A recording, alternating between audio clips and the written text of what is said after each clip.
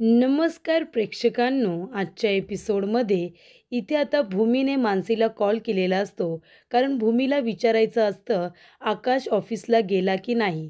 त्यासाठी तिने कॉल केलेला असतो. मानसी उचलायला जाणार तेवढ्यातच समोरून आकाश आणि रागिनी दोघेजण ऑफिसमधून आलेले असतात. तेव्हा इथे मनू आपल्या मनामध्ये म्हणत असते की इथे आता ताईचं कॉल उचलू की नको, नाहीतर भाऊजींना कदाचित राग येईल.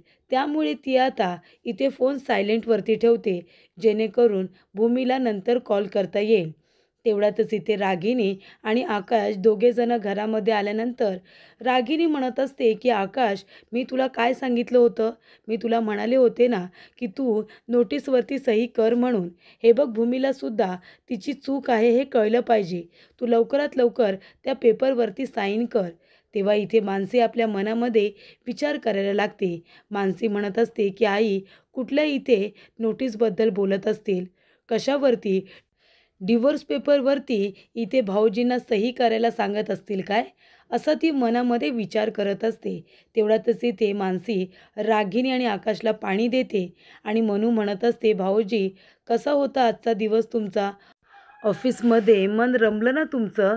इथे आता माणुसकी म्हणून मानसी त्याची विचारपूस करत असते.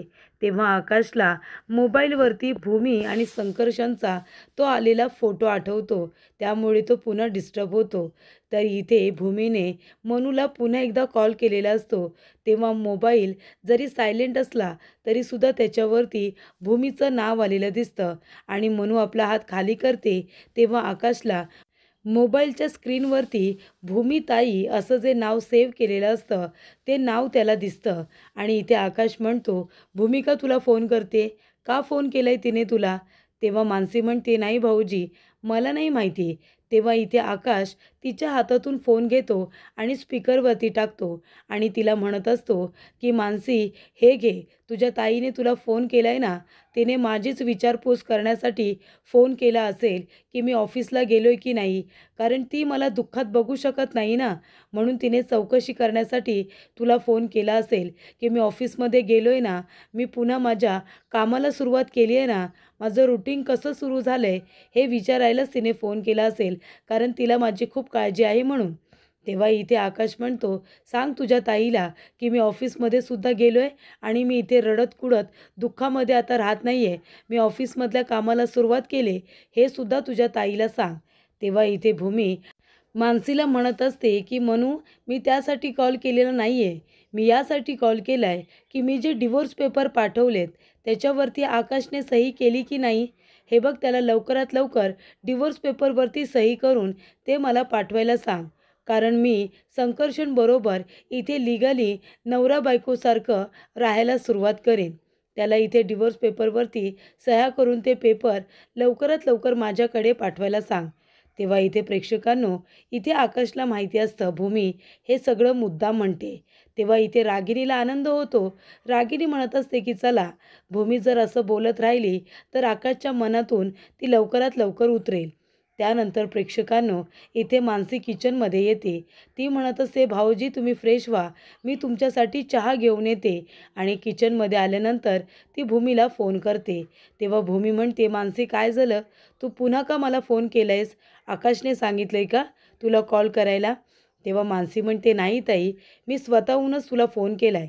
तेव्हा इथे भूमी म्हणते, हे बघ, मी कामात आहे, मी आता नाही बोलू शकत. तेव्हा मानसी म्हणते, ताई प्लीज प्लीज एकदा ऐकून घे मी काय बोलते ते.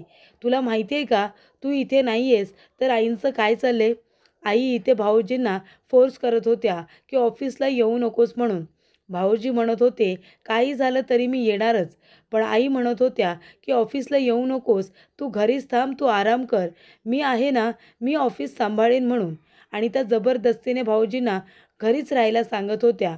आणि तुला माहिती आहे, तू डिवोर्सची जी नोटीस पाठवली आहेस ना, भाऊजी त्याच्यावरती सही करायला तयार नाही आहेत. पण आई सारख्या सारख्या त्यांना फोर्स करतात की डिवोर्स पेपरवरती साईन कर आणि ते पेपर भूमीला पाठवून दे म्हणून. आईंचं काय चाललं तुला तर चांगलंच माहिती आहे ना. अगं आता तू तर घरामध्ये नाही आहेस, त्यांना रान मोकळं झालं आहे, त्यांना ही सगळी प्रॉपर्टी हवी आहे, ऑफिसमध्ये ताबा हवा आहे, हे आता मी तुला नव्याने सांगायला हवं आहे का? तेव्हा इथे आता मानसी भूमीला रागिणीचं सत्य सांगते. तेव्हा तिचे डोळे उघडतात आणि आता आपण काहीतरी केलं पाहिजे या उद्देशाने भूमी रागिणीला भेटायला आलेली असते. रागिनी ऑफिसमध्ये जाताना इथे आता ड्रायव्हरने अर्जंट ब्रेक दाबलेले असतात. तेव्हा इथे रागिनी म्हणते, "काय रे तुला ब्रेक व्यवस्थित दाबता येत नाही का? काही मारायचं आहे की काय मला?" तेव्हा इथे रागिनीचं लक्ष समोर जातं, तर तिथे गाडीच्या समोरच रस्त्यावरती भूमी उभी असते.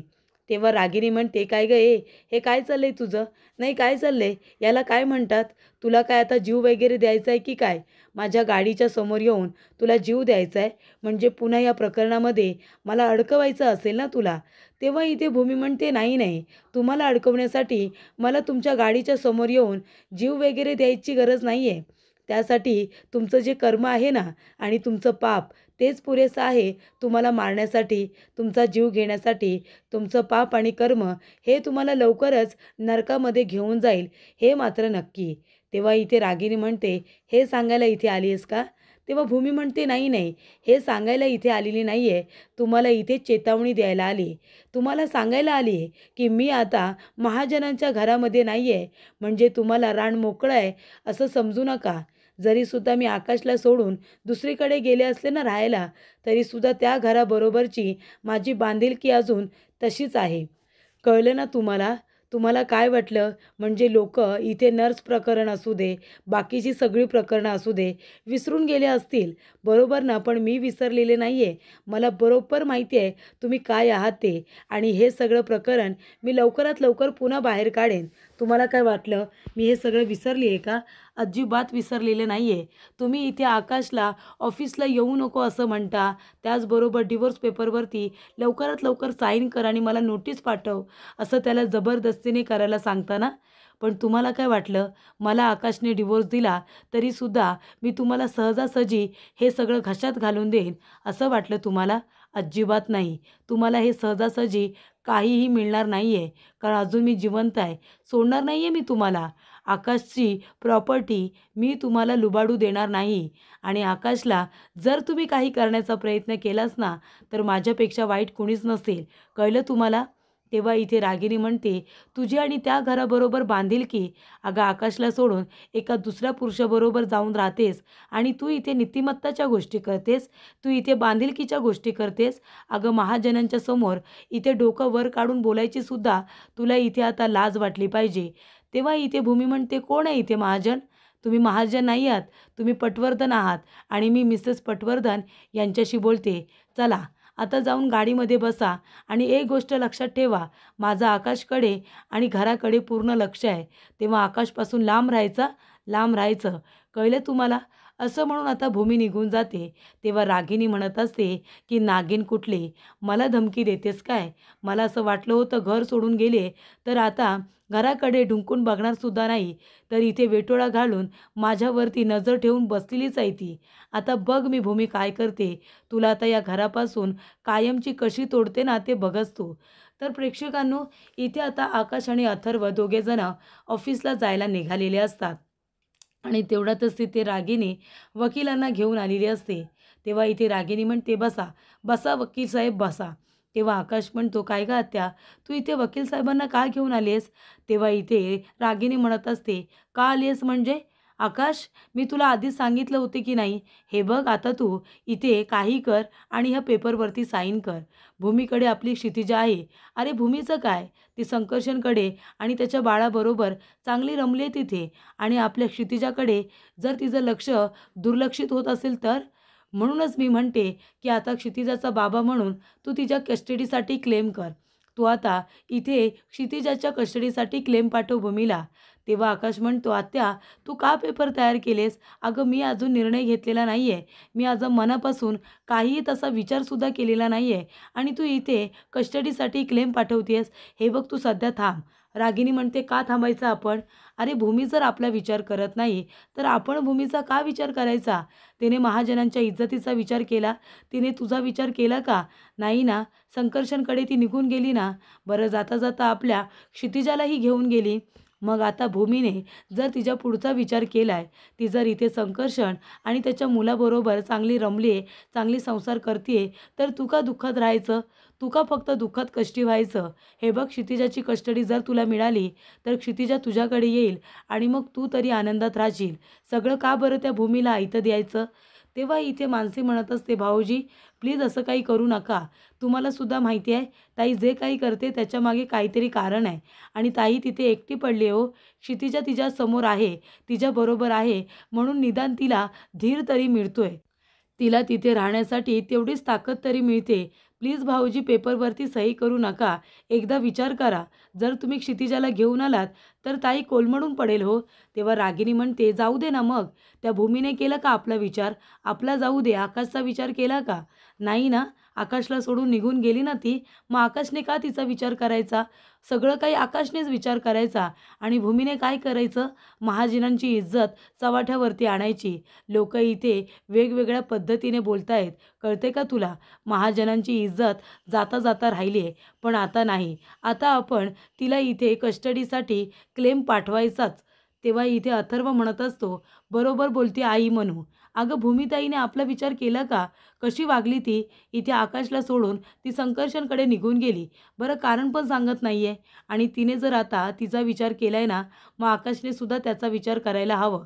आकाश, तू त्या पेपरवरती साईन कर आणि आताच्या आता आपण भूमिताईला इथे क्षितिजाच्या कस्टडीचा क्लेम पाठवूया, म्हणजे तेव्हा तरी तिचे डोळे उघडतील. तेव्हा मानसी म्हणत असते, नको भाऊजी नको, प्लीज एकदा विचार करा. तेव्हा रागिनी म्हणते, का गं म्हणू? का फक्त आकाशने विचार करायचा? आणि तू सुद्धा आहे ना आता भूमीची बाजू घेणं बंद कर. नाही, मला माहिती आहे भूमी तुझी बहीण आहे, पण इथे आकाशचा सुद्धा विचार करायला हवा. भूमी जर चुकले तर चुकले. प्रत्येक वेळेला आपण तिची बाजू घ्यायची, हे तिला पाठीशी घालायचं, हे चुकीचं नाही आहे का? तेव्हा मानसी म्हणते, भाऊजी प्लीज फक्त एकदा विचार करा. त्याच्यावरती जर तुम्ही सही केली ना, तर ताई आणि तुमचं नातं कायमचं संपेल. तुम्ही खरोखर मनाने सुद्धा एकमेकांपासून वेगळे व्हाल. हे बघा, क्षितिजा जर तिच्याकडे असेल तर ती तुमच्याकडे येण्याचा विचार करेल. क्षितिजा रडेल तेव्हा तिला वाटेल की नाही, आपण तिला आता तिच्या बाबांकडे घेऊन गेलं पाहिजे. भूमिताई क्षितिजाला घेऊन येईल तुमच्याकडे. तुम्ही जरा धीर धरा, तिला थोडा वेळ द्या, असं मानसी म्हणत असते.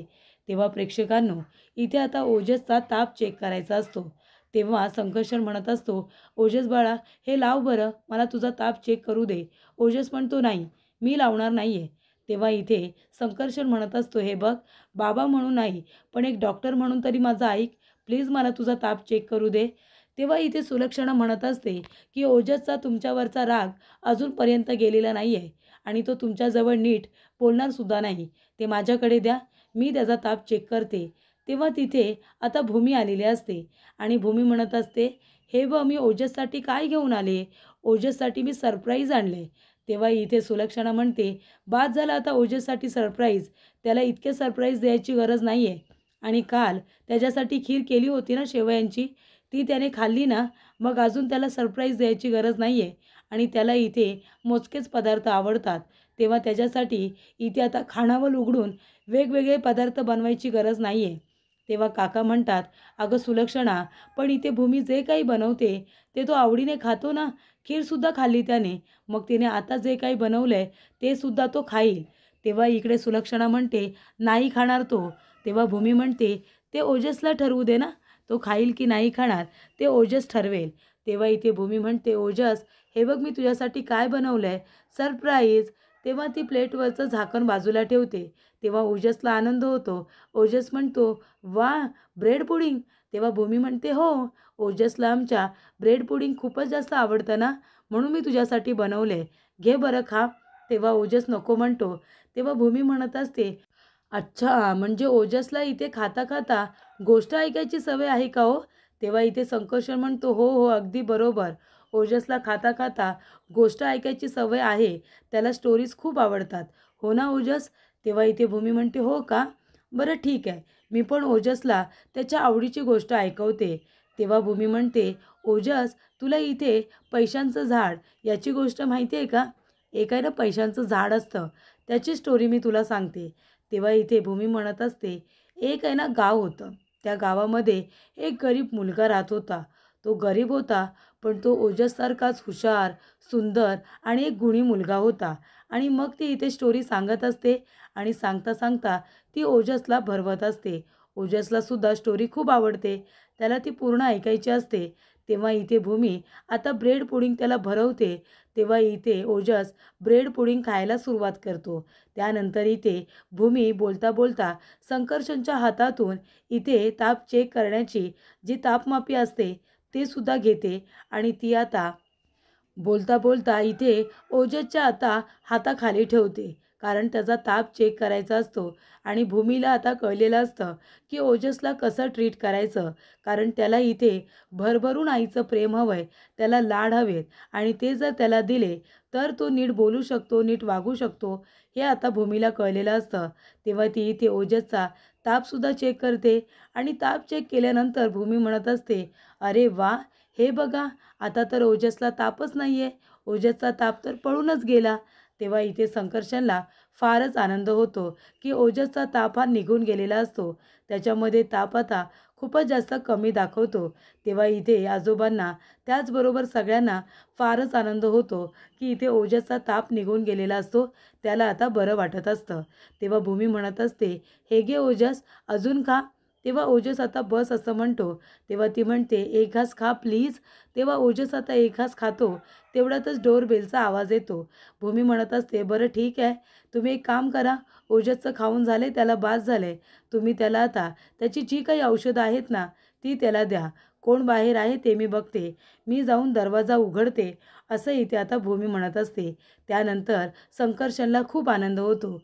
भूमी ओजससाठी जे काही एफर्ट्स घेत असते ते आता संकर्षणला दिसत असतात आणि तो खुश होतो. तर इथे सुलक्षणाला अजिबात आवडत नसतं की इथे भूमी ओजसला जीव लावत असते.